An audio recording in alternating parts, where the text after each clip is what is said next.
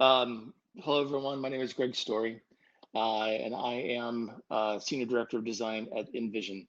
Uh, just want to, Matt gave a fantastic introduction, but just kind of tee up what you're about to hear. I just want to give a little bit more backstory in that I've been in design for 25 years. Most of those have been in leadership roles, and having worked in boutique studio to IBM, 400,000 people, large fintech company now at InVision.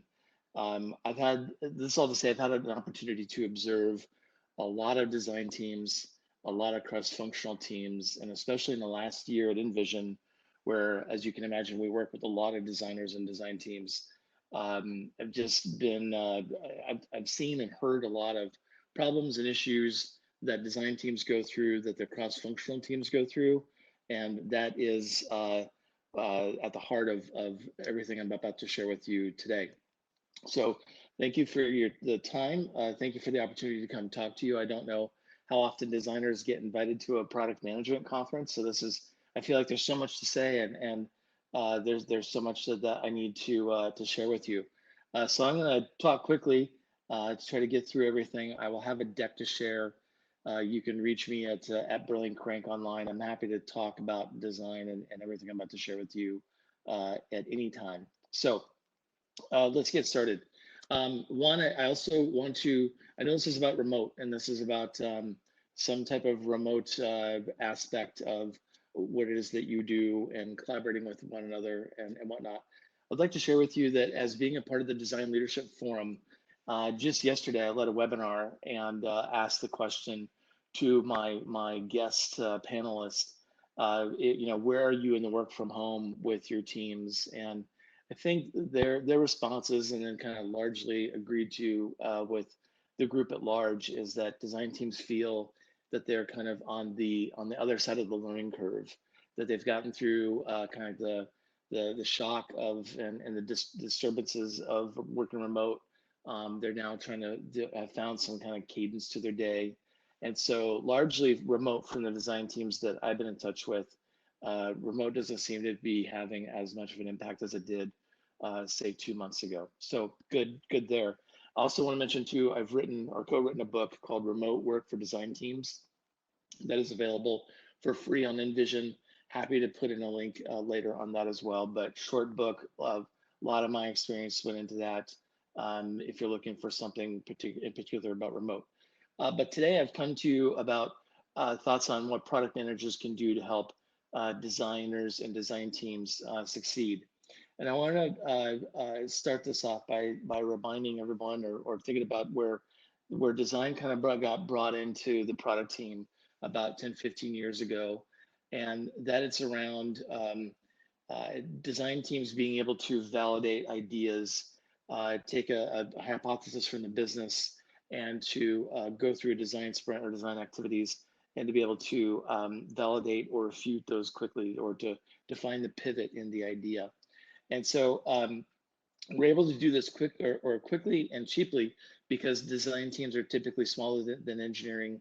As you know, we're a fraction of the cost of an engineering team. But I found that in a lot of cases, design is being used in a fractional way in the design process. And so some of the feedback here is how to maybe change some of that with your help. So there's a set of 4 problems for what I would say is designers, and then I'll get into problems for design teams and cross-functional teams. So first problem is that designers don't like to be handed a solution. They want to be part of the research. They want to be part of the early hypothesis creation even. And so what you can do there is to bring them with you. It's my experience, a lot of product leaders typically do that work with the business, or kind of even do that work in a vacuum. And if you're not already doing this, bring those folks with you because that's exactly what they want to be doing. Designers feel that kind of hypothesis generation, the validation, all that early work, the strategic work, is really where design brings value to the business. It's not in creating screens, although there's value to that, but where design brings distinctive value and strategic importance and competitiveness to the business is in that early discovery work. So If you're not doing this already, bring them with you. Second, designers don't like the work being critiqued purely on a visual basis. So it happens, it's going to happen for a while, where designers are trying to show the solution that they've come up with to the problem. A lot of times designers don't necessarily tee up the room. They don't, in other words, they don't prepare the room to say, remind everybody that this is the problem that we're trying to solve, and this is the type of feedback that I'm trying to get from you all. And so if they don't do that, and if there's no rigor around that, no governance, the discussion quickly diverts into people's opinions about things, about color, about composition, about, that should be on the left or that should be on the right, or make the logo bigger, whatever that might be. But that type of feedback just isn't generally helpful, especially when what we're really trying to validate is, has design, again, has it done its job? Have they addressed the problems? Have they addressed the needs? And that's where you can also help too, is if you see that conversation going off the rails, help pull it back in, help rein it in, get everybody focused on that lens of, we're here to solve a problem. We're not here to find what our favorite color of blue is. Third is, designers and engineers need to work together more often during the entire course of the project.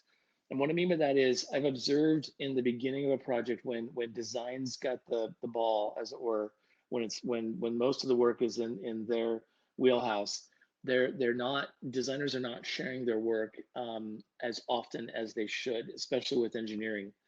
They don't do this because it's also common for engineering or for developers to see some early design work, and they just start to work on the solution. They start to make technology decisions, maybe start selecting a code base if that's possible, but even start coding something, coding interactions.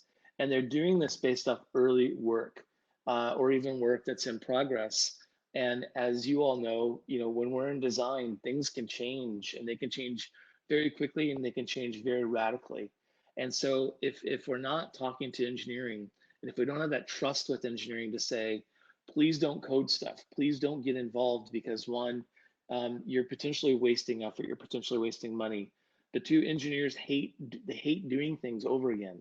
They hate having to throw away code and to rebuild something that they started off weeks ago. So it sets off the entire relationship in a wrong place. So we need to get the trust developed there. Likewise, design, when they hand off work to engineering, it's not uncommon for them to say, here's your documentation, here's maybe your red lines, here's the sketch files, like whatever that might be. And design feels like they have designed for every contingency possible, that they've got every button, every color, everything done in these files. And there's a really good chance, in fact, probably really good Vegas odds, that you could bet that the design team has not got everything done. And yet when the engineer finds themselves in a spot for needing design work, the designer's gone. They're on something else. They're not responsive. And then they put the engineering person or the developer in a position of having to make design decisions, which is also how you really just make a developer have a bad day. Developers and engineers do not want to make design decisions. They hate it. It gives them super anxiety. And this is where design needs to be pulled back, and they need to address the problem. And so this is to say, as product leaders, I think if you can work with the product, or the design leaders and the designers and the engineers, to have that understanding and to know that the designer and developer, designer engineering relationship is symbiotic, and that they've got this to go through that whole process until the thing is delivered, and ensure that everything is done on the design side. Last one here is, designers need to learn other languages while needing support for their own. So that's all to say, design's got its design thinking. They've got their own language. We're now trying to help design learn how to speak business, but design also needs to learn how to speak product. They need to learn how to speak some engineering. They need to learn how to speak compliance, data science, content strategy, product marketing. There's so much involved in product, and yet design, from what I've observed, has been, for the most part, pretty insular. And they talk about empathy, and they've got all these tools for developing empathy. But again, in my experience, I've not observed a lot of times where they've pointed those tools inward and worked on their own empathy for others and to learn different languages. And so it's time that design got the nudge, and that could get started just from product and design coming together and just sharing that language, sharing an understanding, making sure we all know what the acronyms mean, making sure that we have developed empathy for one another. So kind of moving then into the cross-functional team kind of space here, still design related. I did a little bit of research. I'm a designer. That's what I got to do. So I told design leaders that I'm coming to you all today to talk to you about where product can help design. And I asked them, if you had this opportunity, what's the one thing that you would say? And I've got 3 quotes here that I want to share with you. The first is, I'm always amazed at how little each function knows about the work and responsibilities of the other team members that they depend on. And that's not just design pointing fingers out. I think that's design and engineering and product and the second tier partners. Next quote, make sure product managers and designers have clear expectations around what each discipline should be responsible for, including deliverables. Super good one. I myself have actually experienced that where I didn't know it, but my product manager was doing, I'd say like 60 to 70% of the same work that I was doing and didn't find out until months later. That was not a good day. Anyway, last quote. And this is a colleague of mine, Chris Stone, who is kind of painting a picture of what he would imagine the product manager, like the best product managers are the voice of the team. And this, he was kind of projecting what a product manager would say back to the business. And that is, I've worked with the research group, design, engineering, product marketing, and customer success. I have a point of view on how we can proceed to work on a problem and how to validate if we're on the right path early in the process through design. So just to give you some perspective from other design leaders on kind of what they would love to see out of a better relationship with product. So moving into cross-functional teams, I see a huge problem, and I've seen it enough times that I'd say this is like fairly universal. Some teams have addressed some of this problem. Most teams haven't even touched this yet. And that is that teams struggle to interface with each other because they continue to use their own language, their own bias, perspective, and processes while hoping for improved cross-functional outcomes. The root of our mutual problem is that we're not listening to each other because we can't. We're talking in different languages. And we're doing that because we see the work and what's important through a very different lens, but we don't fully understand that this is happening because we aren't investing the time to develop empathy for each other and how our successes are measured. Therefore, we are not creating a shared understanding of each other that drives a shared language and a shared process for innovation, discovery, production, support, and management of our customer experiences.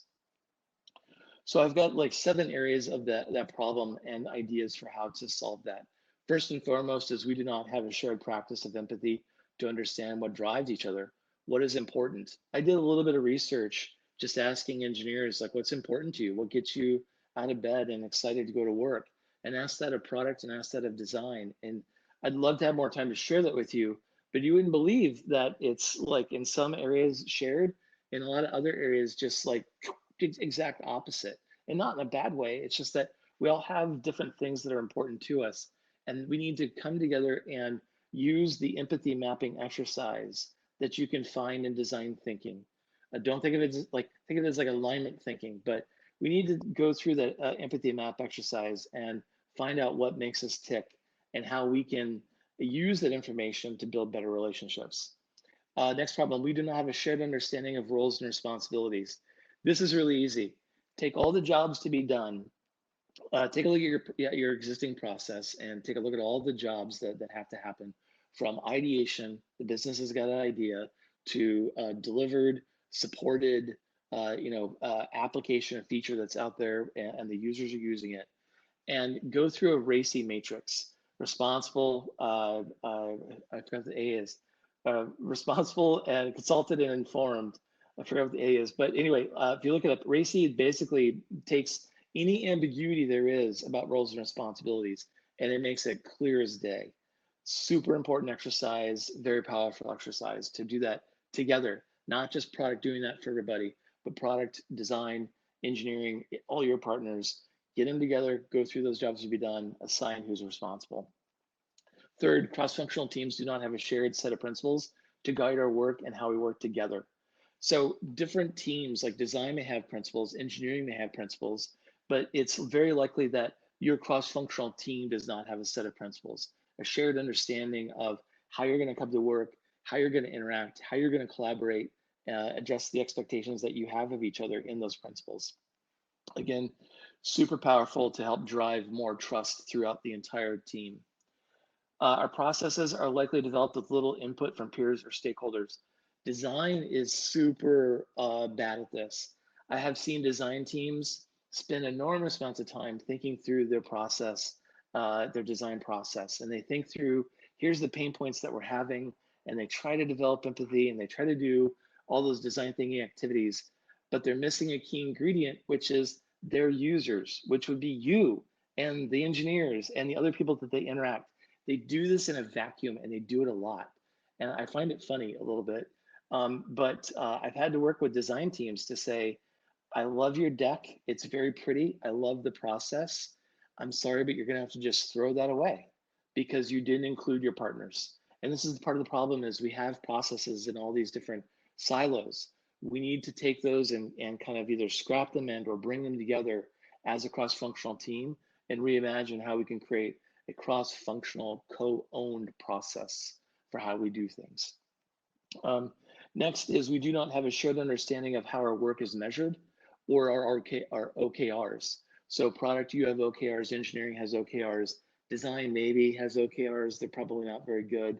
But when is the last time you got everybody in a room and said, okay, let's read each other's OKRs, let's speak about them in plain language to make sure that everybody understands what it is we're being asked to do, understand a little bit of the why, so that everybody has an understanding of, hey, now I know why that thing is so important to this person over here because it's part of their OKRs, it's part of how they're measured for success. Super important that we know that of each other, and we should be super transparent about that. Almost last one, highly likely that our combined teams do not have a shared OKR. So whether the business dictates this or not, take a look at your cross-functional team. And if you don't have an OKR, make one, because that serves as your North Star. That means that to some degree, your North Star, that means that everybody, no matter what your vocation is, no matter what your practice is, what your deliverable is, you're all, that gives you a shared goal, and you so much need that in a cross-functional team. Helps build, again, trust, helps build that common language, just can be super helpful in getting people to collaborate. Last one, we do not have a shared means to align on work in our progress. So again, in product, you have a way that you keep your folks updated. Engineering, they have their way of keeping folks updated. Design, same thing. There should be a shared practice, a common practice for how you keep everybody aligned throughout the entire project. IBM Design has developed what they call the playback. You can find out about IBM Design playbacks in IBM Design's Design Thinking course. That's online for free. Highly recommend that you take that. It's the best 2 hours you've probably have invested in learning a little bit more about design, but also in learning some of these alignment tactics, these alignment exercises that includes the culture of playbacks. That's going to keep your cross-functional team cross-functional and trusting one another from start to finish. Thank you for your time.